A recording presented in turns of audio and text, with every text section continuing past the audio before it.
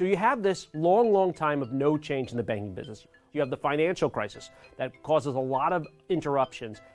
And then you have regulators coming in and say, okay, banks, you can't do this or you can't do that, or you have to be more careful about how you do things.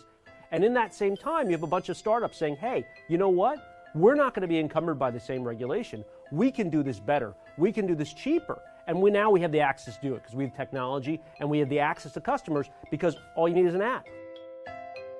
A number of different startups coming up and starting to try to chip away at what the big banks have always traditionally done. Like lending, you have OnDeck lending and you have LendUp. A number of different payment companies are trying to do it. Like PayPal that's been around for a while, but now also Venmo and Square.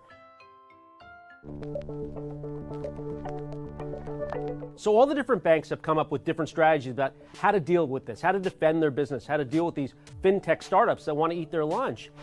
JP Morgan struck up with a partnership with a fintech company that specializes in small business lending, OnDeck. Bank of America, they've decided to put all their fintech operations under one person. One person runs the whole thing for the bank. Citigroup, on the other hand, they've kept their fintech operations in the different business. So there's a head of fintech at consumer banking, there's a head of fintech at the investment bank. The strategy can be good. The strategy allows the different businesses to be more nimble, but it also creates a situation where one hand doesn't really know what the other hand's doing. It's kind of disjointed. And you have the investment banking fintech group investing in some companies, and you have the Citi Ventures fintech group investing in other companies. What I've heard from some entrepreneurs is that it's harder to deal with Citibank because they don't have a central decision maker for all their fintech.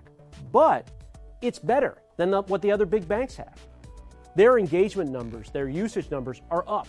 And so even though Citi's got problems, they're probably the best of the bunch. They're probably being the most aggressive of all these banks, taking on these fintechs that have grown up and are looking to take away this business that has long been banks. So what we have is a period of many, many years where there's been very little change in the banking business. But what we're looking at is the next 5 years of a lot of change. So where does this business go? Does it go to the fintechs? Does it stay with the banks? Is it kind of a mixture of some fintechs, some banks? I don't know, we'll see. Citi has a strategy, and we'll see over the next few years if it pays off.